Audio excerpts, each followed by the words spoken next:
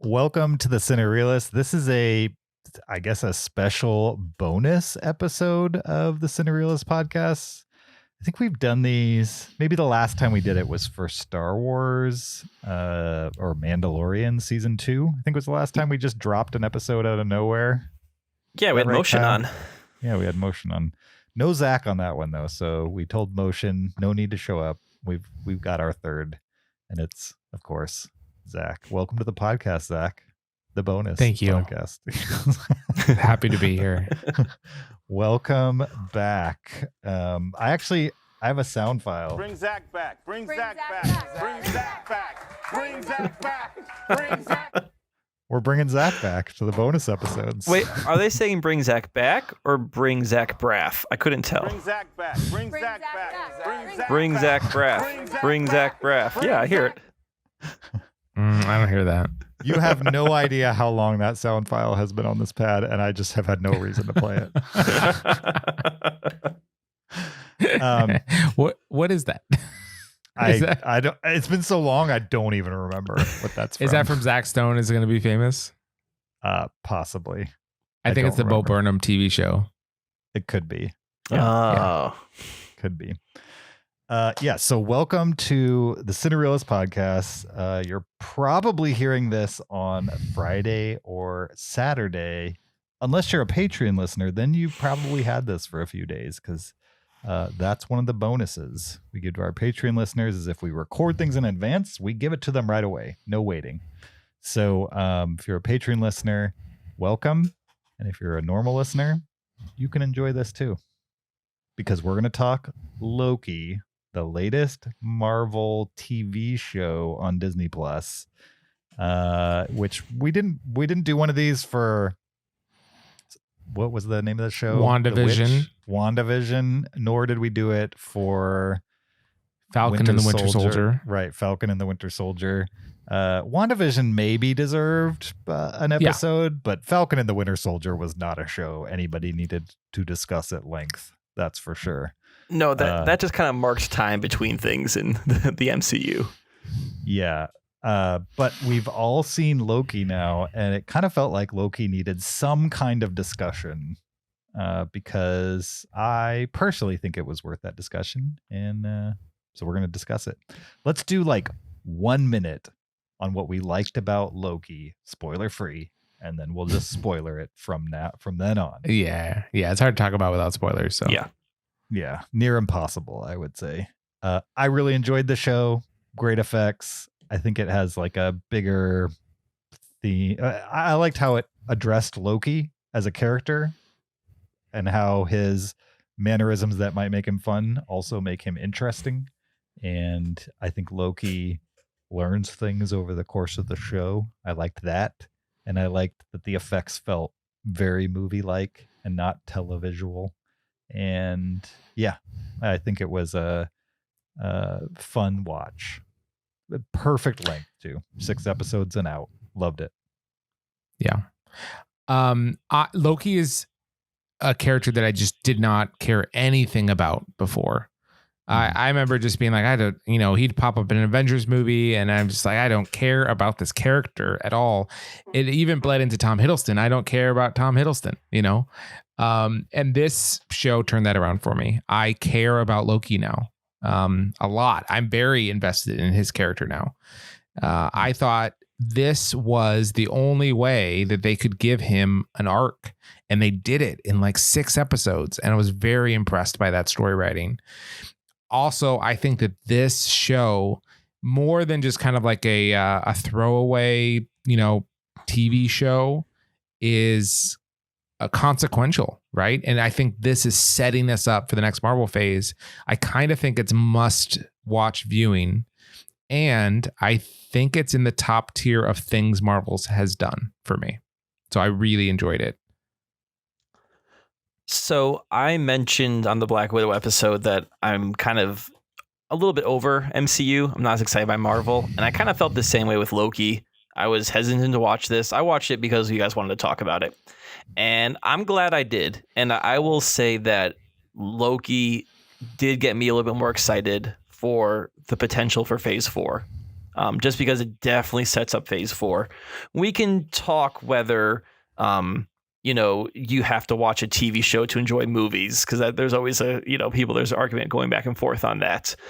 But I do think that Marvel, they got lucky with Tom Hiddleston. Like, they discovered a great actor who obviously had done things before Marvel, but he broke through on Loki, or as that character. And Loki, the character, was always kind of like the sniveling bad guy in the MCU movies, the Avenger movies. And this movie, or this TV show, we got to see much more of Loki and got to see much more of Tom Hiddleston, and he gets a chance to shine. So I am glad that you guys talked me into watching Loki, because I'm a little bit more on board with the next phase of Marvel than I was a week ago. Cool. Nice. Okay. That's it for the spoiler-free section on Loki. I think we all recommend it, especially if you're into Marvel things. You should watch this. But from now on, from this point on, it's going to be spoiler-filled for basically anything that's happened in the MCU up through Loki. So just be warned, if there's something you've been sleeping on, we might say it in this episode. So there you go. Loki spoilers from here on out. Yeah, I mean, I don't know what we want to spoil, but we can. So all right. Well, can I say one thing that this show does, it's a trope that I love?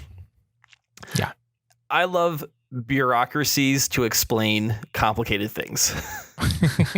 And whether it's in movies, TV shows, video games, I played a video game called Control, which basically had like a bureaucracy to control interdimensional travel, which was so much fun. But this show has this great the TVA, what I can't remember, the Time Variance Authority. Yeah, I think so. Which is sort of this Terry Gilliam-esque, group that controls all the timelines and is tasked with keeping order in the universe. And of course, it has like forms and red tape and pencil pushers. I liked the kind of the brown 70s 80s design of the actual building. I thought that was great. And anytime you're going to give me bureaucracy, I'm in. I don't like it in my actual life, but in movie life, it's great. And I enjoy like retro futurism and all that kind of ideas. So you have Owen Wilson joining the Marvel Universe. Who I thought that was Pedro Pascal for like the first 10 minutes. Oh, did you? Oh, that's funny. But I'm like, wow, he's doing a voice. Like, oh, it's Owen Wilson. Yeah. And you think like, how does Owen Wilson fit in? But he did great. Yeah. He was awesome. Their interplay together was really good. Basically, Loki, in Avengers Endgame or Infinity War, if you're which, I mix them up. Endgame. He grabs the time stone, right, and escapes, and he wasn't supposed to. So now he is like broken from what is the sacred timeline. And he immediately gets caught by the TVA, which is in charge of destroying variant timelines. And so that's the danger right now, is he's going to be like, what do they call it? Purged or? Pruned. Pruned. Yeah. Yeah. Imagine like a limb coming off of the timeline. Right. So you have Loki trying to basically outsmart the TVA, but they are trying to use him in order to catch a more dangerous variant, which turns out to be another Loki. This is something I didn't understand. I'm hoping you guys can explain it to me. Why are there different Lokis that all look different and are different? So that's my issue too, because my understanding is the TVA was trying to save one timeline, right? Because the idea is if there's too many timelines, they go to war with each other. So if there's one timeline, why are there different Lokis? And here's my only guess. Is that there's not one timeline. There's still 1,000. There's still an infinite amount of timelines, but they're trying to keep all infinite timelines within the same path. Separate. I gotcha. Well, not necessarily even separate. Like that this more or less the same thing happens in them. And they can Okay. allow little things like, okay, this Loki is a woman. That's fine because that we can still keep that Loki on the same path they're supposed to go on. But once someone in that timeline does something that is off of what the universal timeline's supposed to do, then they get pruned. Okay, So- that makes sense to me. There's still parallel worlds, Yes. but they're all on the same like timeline, right? Yeah, they all have to follow the same path. That makes sense to me. And once you do, so that's my guess is they allow for small variance that's inconsequential, but once it gets to be a consequence, then you get taken care of. Okay. I feel like that they did not explain that, and that was me trying to explain it to myself. James, did you pick up on that at all? I watched a video, and so Okay. I'll repeat what I learned in the video. Could you Is do that- it YouTube presentation style? No. Okay. And so, hold on, let me get Come my on, you're mouse. my boy. It's your boy. So Kang the Conqueror, right, which is at the end of the show. You got Yeah. this Oh, guy named Kang. okay. Yeah. He's got Did they name him in the show? They I didn't, don't- but he's King Okay, the Conqueror. that's fine. Yeah. He's Kang, and evidently his surname is the Conqueror. And the backstory on him, which I learned from this video, is that there was like this multiverse war where literally the different versions of Earth fought against each other to be the supreme version of the timeline. And this happens pre-movie or pre-TV show, and kind of happens without the people of Earth knowing it happened. It happened like, in some other universe, basically. But the version of Earth that the MCU characters have lived in so far is the timeline that won out. And Kang, who is just a power-hungry guy who wants to conquer, literally conquered all the other universes and then pruned everybody, essentially, from those universes and kept them pruned using the ATV or whatever it was called. TVA. To make sure that no other universes could spring, therefore him lose power. And so that's why they were actually pruning things, is to make sure that our universe stays the only universe or the only Okay. timeline that continues. So they frame it, the UTA or whatever frames it as TV. like TVA. James, how many TVA. times that Various show say authority. TVA? So I don't the know. TGV, It's like, what's his name? Lukey? Sure. Loki. So he gets captured by the IRA, and then So the TGIF essentially makes sure with Kang pulling the strings secretly that there's no other universes, so that he just has to rule over one and there's no issues. And they frame it to everybody else in the world as like a necessity in order to keep order going. The other thing this Well, it's- YouTube video pointed out that I did not catch on my own is that this is mentioned throughout like the Thanos saga in the MCU movies, like this idea of like there being an order to the universe and that things need to play out the way they play out type of thing. And that a lot of the move towards Kang is foretold. Now this video, I think, takes some leaps here and there, but that's generally what I learned. So going back to like there being multi Lokis and them looking differently, it might be because they've all been dumped here from their own specific universe. from their own specific universe where they Okay. had their own lives, and they were very different versions of Loki in different time periods and different all kinds of other things. That's why you Yep. get an alligator one. There might have been an alligator universe somewhere where there was an alligator Loki. So Okay. So I do think then it's a detriment to this show that I had to guess, like you had this question, I had to guess what it was. James had to watch a YouTube video. Like they Well, could have done a little bit better job of explaining that. I mean, yeah, I think they're hoping you didn't care. yeah. I mean, I But think they that don't know was how left much I out love of time travel and timelines.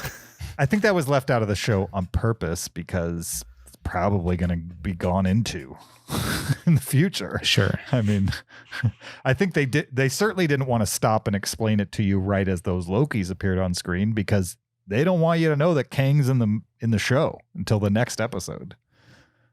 And he does make mention of being a conqueror when he does come into the show.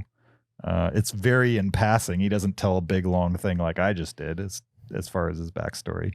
But supposedly he's going to play a big part of the multiverse movie, which I think is the next Doctor Strange movie, which makes sense because you saw like the Doctor Strange windows and his lair and stuff like that. So I don't know if that's when we'll get that backstory, but yeah, I don't. Well, he provides a lot. He says a lot of that backstory in the show. Really? And he just frames it as, everyone, it just becomes this chaotic war, right? Of massive destruction. And the only way to prevent that is to have one person, him, in charge of keeping the timeline. He kind of glosses over the fact that, like, okay, so he just committed, temporal genocide to countless universes, So you get the sense that he thinks that he's being beneficent, but probably he's just, he's worse than a million Thanoses. Mm-hmm. But he thinks there's someone worse than me who could do this, so I'm the only person who should be doing this. Yeah, like if not, you think this is bad, wait until the next guy. Whether that's true or not, we don't know. Mm-hmm.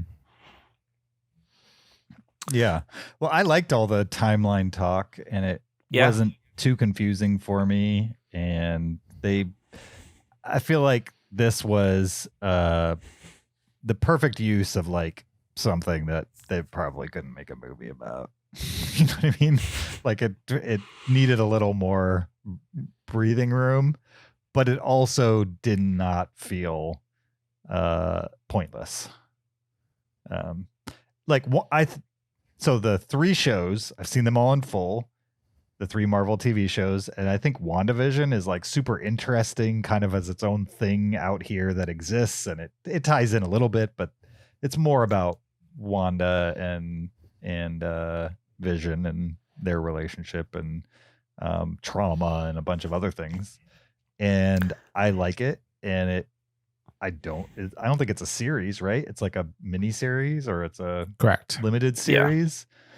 This is the first Marvel TV show where I was like, oh, this fits in the movies. Like it's literally a piece of the movies. And it's not, I think they're going to build it so that you can just not watch this and it'll be fine. They'll catch you up on the pertinent stuff, but you will be missing a piece of good entertainment if you miss this. Whereas the Black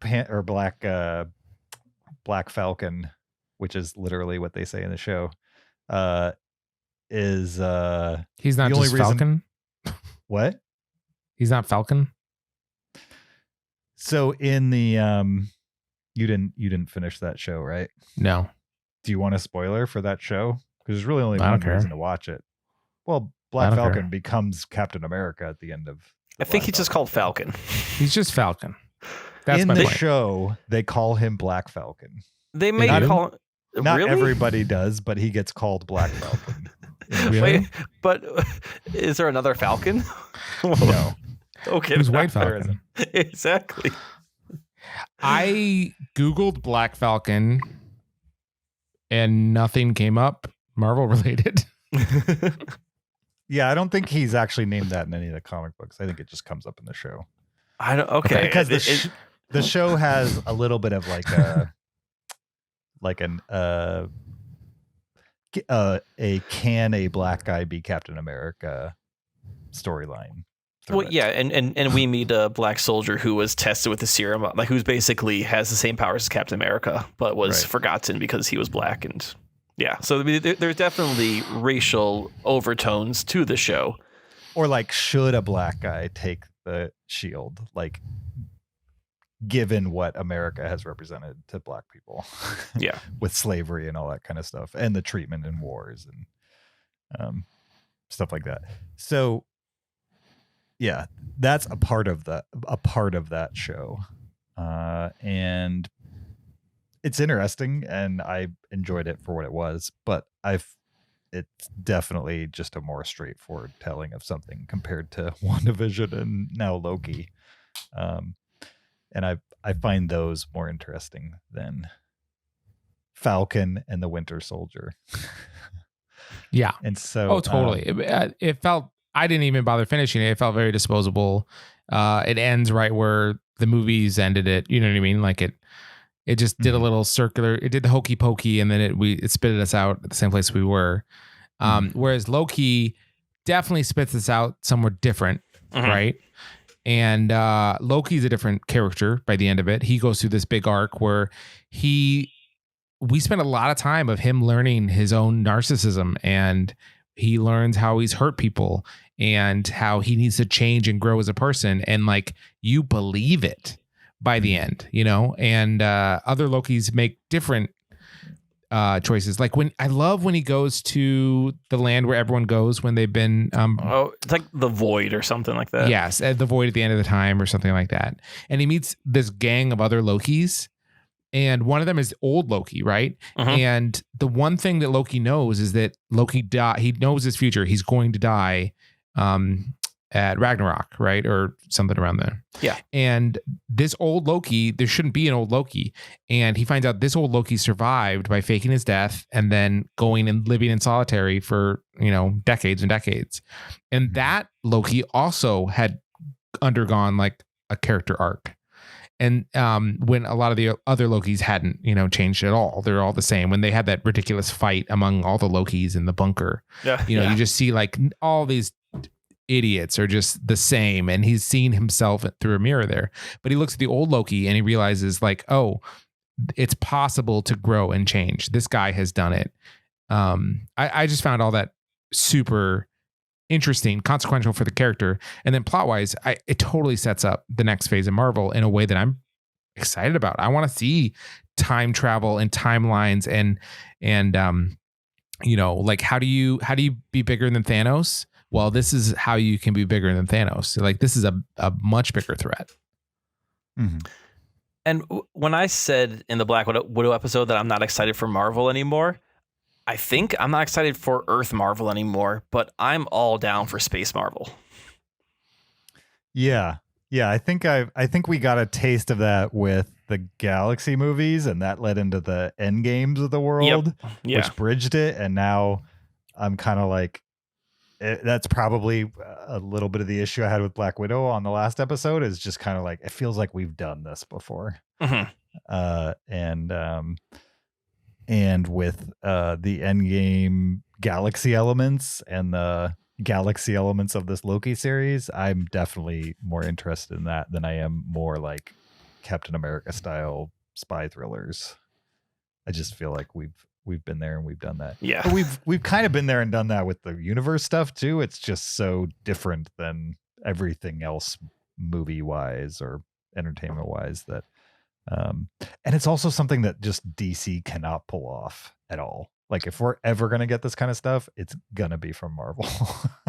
Because I can't imagine DC doing anything even close to anything as entertaining as the Loki TV series in one of their TV series, or even as a movie. Okay? They're just so grounded in darkness and goofy cynicism.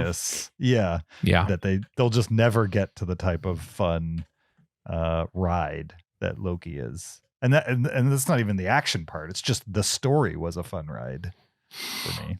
In fact, there's really very little action in Loki.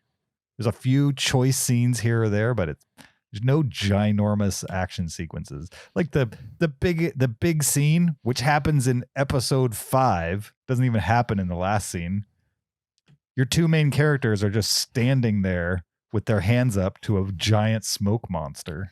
Yeah. And then the old Loki is just standing there with his hands up, and he's like conjuring an illusion while the big smoke monster eats the illusion. There is no ginormous fist fight battle in the show. And I thought that was kind of cool. The last episode is all non-fighting. It's just a wrap up of the story from there. I liked it. I really liked how quickly they dispatched with the Time Lords. What are they called? Yeah. What was their name? The three people. Yeah, for sure. Yeah, the timekeepers. The Sure. slugs. Right, because I'm not sure what's canon, what they're kind of making up, but like this, I don't know what's sillier, that one guy rules the world or 3 aliens rule the universe. So they probably thought 3 aliens is sillier, so let's just like meet them and then immediately. Well, it's super intriguing, right? The people that like everyone is like, oh, I need to meet them, and then you find out they're like just robot Wizard of Oz characters. It's like a real Wizard of Oz moment. Oh yeah. Well, it's a great reveal, like because when it happens, you were just not expecting it. No. And then Owen Wilson gets pruned, and it's like, wow. And then Loki gets pruned, and you're like, I have no idea what is going on here. Mm-hmm. And the fact that Loki essentially fell in love with himself. Yeah, which is another sign of his narcissism. Yeah. I mean, female himself, but still. Sure. Yeah, there's also another theory that I learned from a video that she's not actually a Loki. Okay, and what's the theory there? Why not?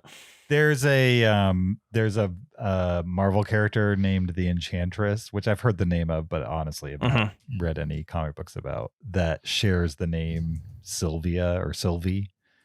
Okay. And you know how she kind of could enchant people kind of better than Loki could himself. Well, that's like the Enchantress's entire power. Like it's right in her name.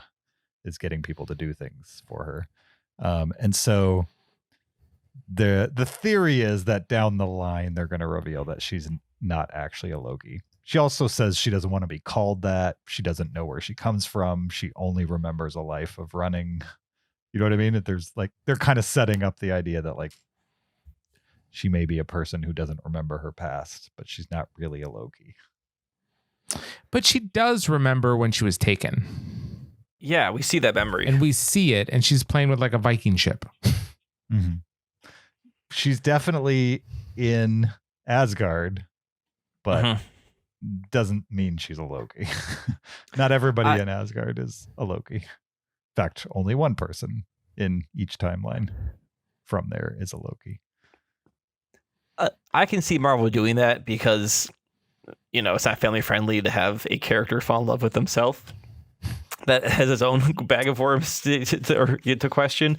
Sure. But I like the idea, though, that he is such a narcissist that the only one person he falls in love with is himself, literally. Yeah, and he definitely it causes a nexus no reason event to believe she's not a Loki. Right. So because when they have these lovey-dovey moments, it causes powerful nexus events, right?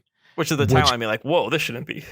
Yeah, which makes sense if they're both Lokis. I don't know why that would happen just if she's someone else. Right. And that's a huge theme of time travel movies is don't meet yourself, because your head would explode if you met yourself. Yeah. I mean, not literally, but Yeah. Yeah. Yeah. And every other Loki he met was in the void, which I imagine you could do whatever you want in the void. It's kind of like one big apocalypse event where they hide out. Mm-hmm. You're right. It seems like the void, either you survive, you run, or you get eaten by the smoke monster. Like there is no, that is your life. Yeah. Mm-hmm. Yeah. Yeah. I mean, this is the first thing in a while that's Marvel related that inspired me to go look things up. Yeah. Which says something. Well, and then you have the whole like free will thing, where if we're living on a predetermined timeline, like do we actually have free will, or are we just going through motions but are unaware of that because we can't perceive the bigger picture? I really liked The One Who Remains, the guy at the end. I really liked what his reaction was as soon as he reached the point where he didn't know what was going to happen anymore. Mm-hmm. He was almost giddy. With because he'd spent so long knowing absolutely everything that was going to happen, and now it was just the big unknown. And I thought that was kind of cool. So, did you guys see the stinger after the credits? Oh yeah. Okay, Yes. right. So Loki wakes up. He thinks he's back in his timeline, and then we kind of get this Planet of the Apes moment where things are different. So, That I think we could assume that he woke up in a different timeline where there's a different Kang the Conqueror who is now in charge. So I think there's two ideas there. One is Okay. he woke up in a parallel universe, right? Yeah. A different timeline.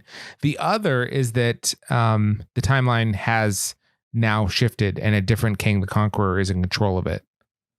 So like in the real timeline, Owen Wilson doesn't know who he is, and a different Kang the Conqueror is like in control. Mm-hmm. Now I was thinking back to Infinity War, because in Infinity War Infinity War they lose. In Endgame, 5 years pass.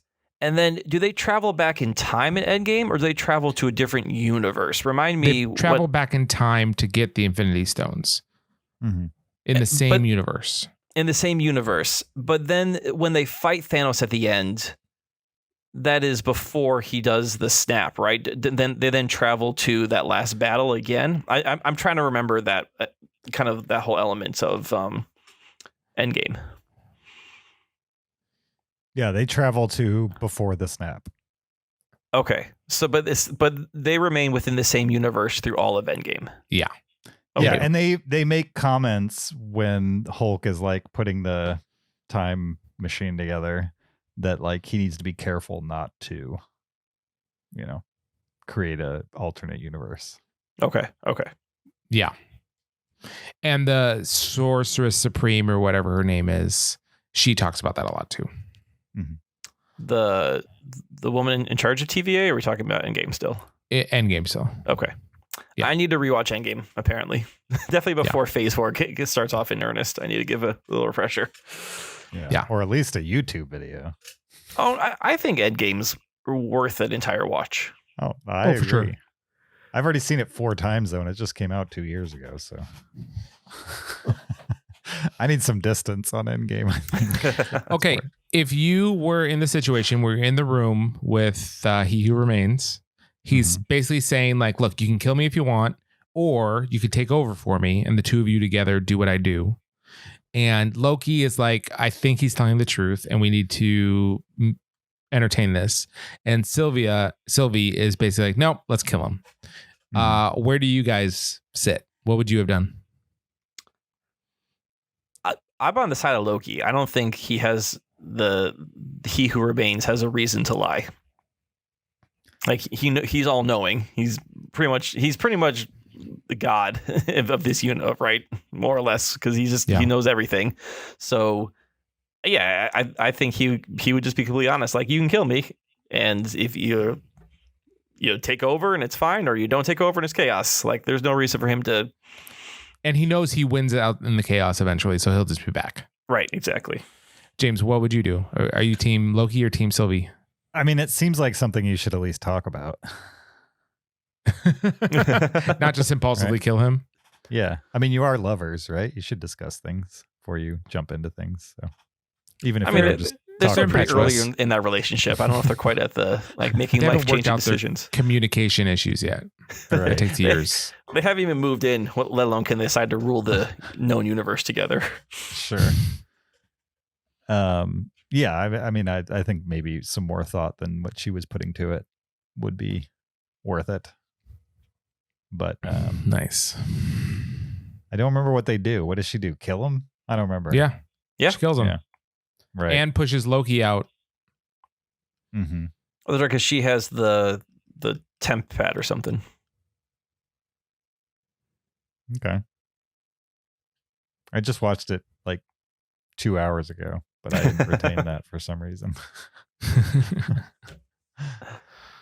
Anything else? I another thing that is not a character detail, but that I really liked about it is just like the whole show was the set design and the different planets they went to. It was all just like so interesting to me.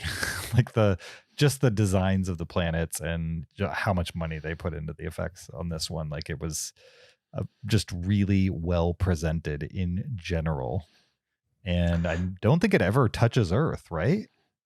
Like other than the beginning that ties it directly into Civil War. I don't think it touches Earth. No. No, like they'll visit a supermarket or something like that. Oh, Really? They visited a supermarket? Yeah, the hurricane that was in Alabama. Yeah, they go to Pompeii. I guess. Pompeii's Maybe not I was- Earth. Maybe I was thinking like present day Earth. Like they Yeah. never revisit. Yeah, the present you day don't Earth. see Captain America running around like, where'd Loki go?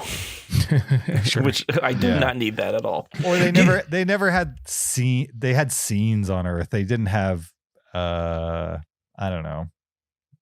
It was always like a bridge from one place to another, not like a place they existed. Like the they didn't spend significant time, I guess is what I'm saying, on Earth. And I enjoyed that.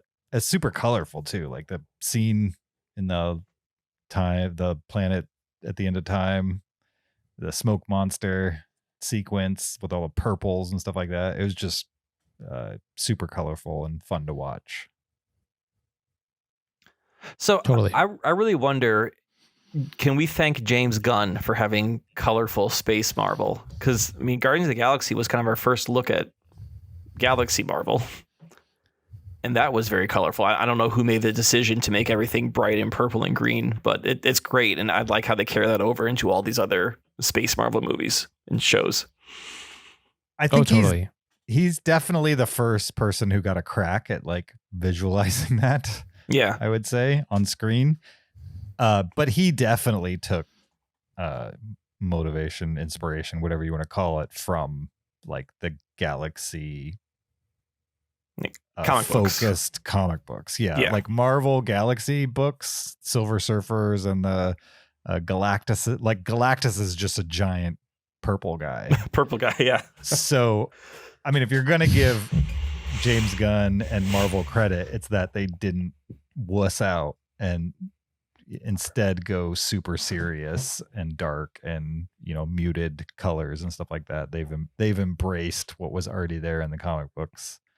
But I think they've generally done that in ways that like comic book series didn't do previously. Like if you remember back to the X-Men in the early 2000s, when they would not put the X-Men in their actual X-Men uniforms because nobody they would weren't like accept bright that. yellow jumpsuits or anything like that. Right. Well, forget bright yellow jumpsuit. Like there are versions of Wolverine that's not bright yellow jumpsuit that you could have had him in, but instead they're going to make the X-Men all wear like, you know, nylon suits that look exactly the same when that's not really the X-Men that people knew. And Marvel feels like it's the first series that the MCU in general feels like whenever you think they can't do something, they're like, we're gonna find a way to do it and visualize it or put somebody in a costume or whatever, and it's gonna be okay. We're gonna make changes, but you're gonna accept the changes and still feel like we got to the heart of it. And I think they do that even with Loki. Like Loki, when you see it on the page, you can't imagine that working on screen. with the green cape and the giant golden horns. And in this show, they showed you every ridiculous version of that, and it worked. Yeah. You know what I mean? Yeah. They literally had an alligator on screen with horns, and it with worked. horns. I liked how old Loki's costume did look like a 70s version of like a Loki comic book. Where it was still green with the gold horns, but it was just kind of flat looking. It looks kind of like it looked like Adam West Batsuit. Yeah, for sure. Makes me curious to see if we ever get like a Spider-Verse version, like a live action Spider-Verse going here, like how well that maybe could work. It worked in the animated, movie. Yeah. But I had doubts about whether that would work in like a live action format in the MCU. But I kind of feel like they're dipping their toe into it here and it's working. So it is, but I don't want to see a live action Spider-Verse. I think the animated one is great. It's perfect, and I do not think that a Tom Holland Spider-Verse movie can live up to what Lord and Miller did with Into the Spider-Verse. Yeah. I don't necessarily disagree, but I do think we will probably eventually see multiple Spider-Men Yeah, probably. in live action. It might not be in a Spider-Man movie, but we're going to see, multi-universe wars somewhere down the line with like multiple versions of the same characters. Yeah. Do we know when they were making Endgame what they knew about the Loki show? Or do you think in Endgame they're like, we're going to have Loki, time stone out of here, and then we'll figure out what we're going to do with him after that? I don't know. I'd like to think they planned that far out, but I don't think they actually do. I think they have like a rough idea of things that might happen or could happen if were they to go this way or that way. But I don't know. I think they probably did it and where it's like, we can write something somewhere down the line that makes this fit. Right. The point is he's escaped and he can do whatever he wants. And I like that this show that he escapes and then he's immediately caught. Like he doesn't go on an adventure or journey. Like he thinks he's free, and then the TVA shows up and we get into all that. Yeah, and I'm curious how this links with. I'm curious how this links with. I think it's at the beginning of Endgame, right? Because everybody's been snapped for quite a while, and Thanos chokes out Loki. He kills Loki on screen. Infinity War, he kills him. In Infinity War. Right, Zach? Yes. So how does this Loki, the Loki that was just in this TV show who learned all these lessons, learned how to love and all this stuff, how does that Loki end up being the guy who gets choked by Thanos? Well, he doesn't, because he's a variant. So he's not the same Loki that gets killed by Thanos. That's the real Loki. This is the variant Loki. Right, but the real Loki goes to hunt down Thanos because and dies. Because he wants to save his brother, right? Or he's like trying to avenge his brother or something. I don't remember. Yeah. And he's on the ship when Thanos shows up. Right. So that Loki learned something too. So like, what did that Loki learn? That Loki learned to protect your brother and you die. Right, but there's no progression on screen that they've shown us. Totally, right. Yeah, because Lokis don't learn things usually. Right. Yeah. Yeah, that Loki's dead and gone and not coming back. I imagine that... So do you think this Loki is going to replace that one in the universe? Yes, I do. Okay. Like if you imagine the MCU, like Zach said, as the canon timeline, this Loki that we just saw on this show will become new canon Loki. And I think Loki killed in Infinity War. I don't think he was trying to kill Thanos because he was trying to do the right thing or protect his brother. I think he realizes that Thanos is a threat to him being in power. Yeah. So Loki was going to kill Thanos for his own good. Like the fact that it benefits everyone else is fine with him, but he had more his own self-interest in mind there. Because Loki was trying to get the Infinity Stones himself. Yeah. Sure. Yeah, but that Loki's dead. Yeah, I loved the throwaway in Loki where they're like, "Oh, yeah, that's a Infinity Stone. We use them as paperweights." Paperweights. Like, yeah, when you realize he thought Infinity Stones, we all thought Infinity Stones were the most powerful thing in the universe, and to them, they're like, yeah, whatever. Yeah, that's pretty great. Turns out being able to time jump and move between realities is more powerful. I do.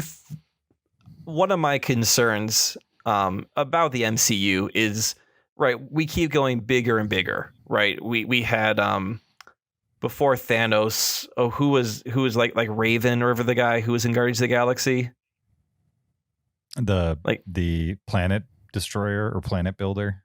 Yeah. Ego? What?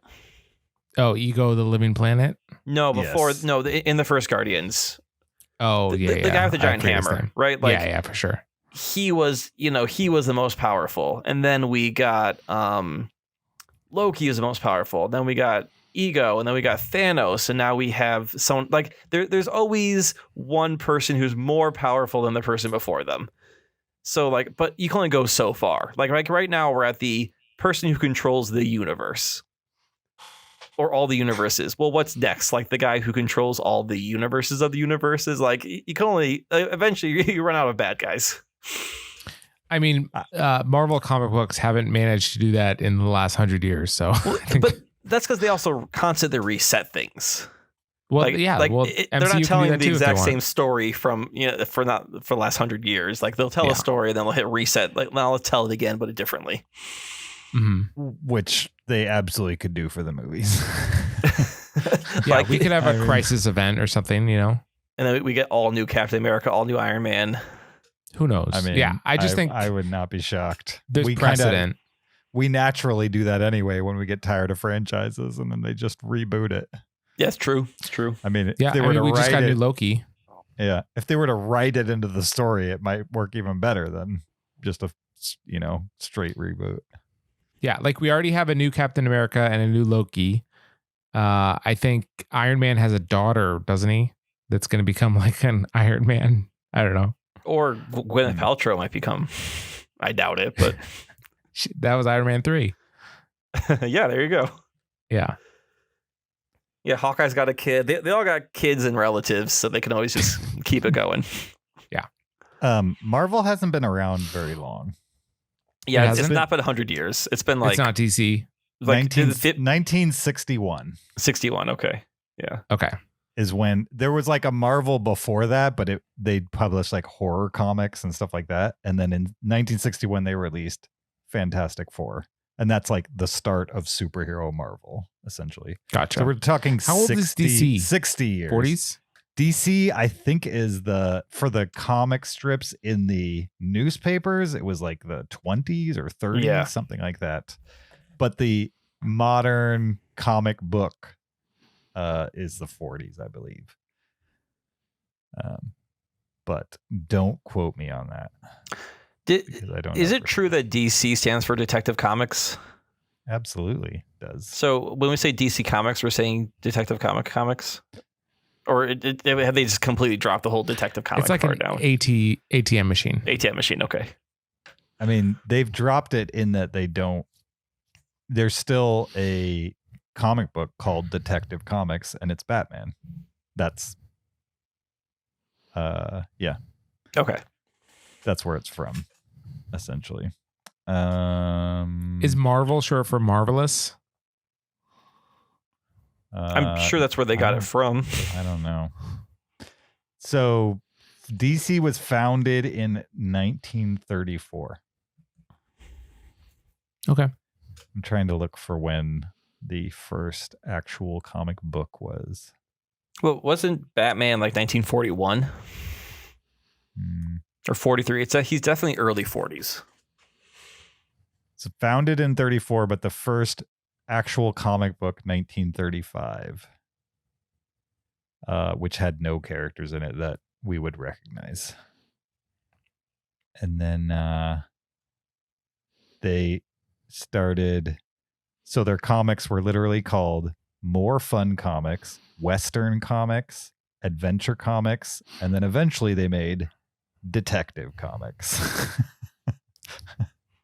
Which had a character, and Action Comics was the first issue of Superman, Mhm. and Detective Comics was the first issue of Batman. And then eventually they've, created other books that are named Superman and Batman. But the Well, original. what were they called before they released the first Detective Comics? Yeah, what did DC stand for? I don't know. They were called. I don't know. Okay. I don't remember. I used to know that. We've gotten to the bottom of it. Not really, but it's All right. fine. I think we can wrap up Loki. Definitely Patreon right now. Anything else on Loki? I liked it. Yeah, I'm glad I watched it. I liked it as well. I was entertained by it. I binged the vast majority of it, and it kept my attention and was very interesting. I'm into it. All right. Before we go, looking forward to whatever the next show is, Hawkeye, with No. Florence Pugh hunting down Hawkeye. I don't care about Hawkeye. Yeah. And, But do you care about Florence Pugh? That's the question. I They do. just spent a whole movie trying to make you care. So did it work? Yeah. So you are interested in the show, but only because of Florence Pugh, not because of Hawkeye. Yeah. All right. Cool. I'm interested in Doctor Strange 3 now, or whatever the next MCU movie is. And the Doctor Strange multiverse 2. of madness. We haven't That's even what it- gotten okay. 2 from Doctor Strange yet. Oh, is it just 2? It's kind of weird how they have so many characters that like they literally can't release the movies. Like if they had less characters, like Iron Man and Thor, the only 2 characters we've had trilogies out of a single Ant-Man. character. Oh, trilogies. Ant-Man has only had 2. Yeah. No, Captain America has 3. What does he have? He's got First Avenger, Winter Soldier, and Civil War. Now, Civil War That's feels right. like an Avengers movie, but Yeah, it's yeah. technically Captain Captain America. You're right. So their first 3 we have trilogies out of. Then kind of the second wave, you had Ant-Man and He's got 2. Doctor Strange, which still has 1. And who else? And Guardians, which has 2. Guardians has 2. but will have 3. Yeah. And Doctor Strange is a relatively new character. I feel like that movie was a while ago. I feel like we should have had one by now. It's been a long year and a half, James. Time is not as long as you think. Doctor Strange and Black Panther came out around the same time.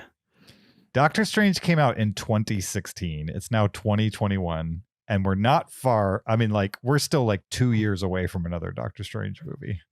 So it'll have been 6 or 7 years. That's a long time between sequels in comic book movie terms. Doctor Strange is coming out next year. Yeah. Multiverse is next year. Yeah. Okay, so it'll have been 6 years. It's a long time. But we saw him in Endgame, though, so it's not like we haven't seen the character in 6 years. I agree. It's just a weird world that we live in where absolutely doing another Doctor Strange as fast as you possibly can is like the old way of thinking about these things. And with the universe that they've built, you get enough Doctor Strange to have 6 years in between his first and his second movie. That's kind of weird. But cool. I like it. I don't really care about Doctor Strange, so I mean, I'll watch the movies because I watch them all, but Tobey Maguire might be in it. Spider-Man? doesn't do anything for me. That would I mean, be great. If you give me a Spider-Verse movie and it's Andrew Garfield, Tobey Maguire, and Tom Holland, I'm watching that movie. Well, you're I think you'll probably get going to that get movie. that. Yeah, But you're probably you- going to get that. With those 3. I want those 3 in it. I think The you'll get that. rumors are that Okay. they're going to give us that. Then We'll see. I'm going to pay money for that one. It may be Okay. bad, but I want to see that. Well, it's not going to be a Spider-Man movie. It's going to be a Doctor Strange movie Well, yeah, I know. that happens to have those 3 versions of Spider-Man in it. So, all right. That's it for Loki. Hope you guys enjoyed this bonus episode. We'll see you guys next time. Until then, bye.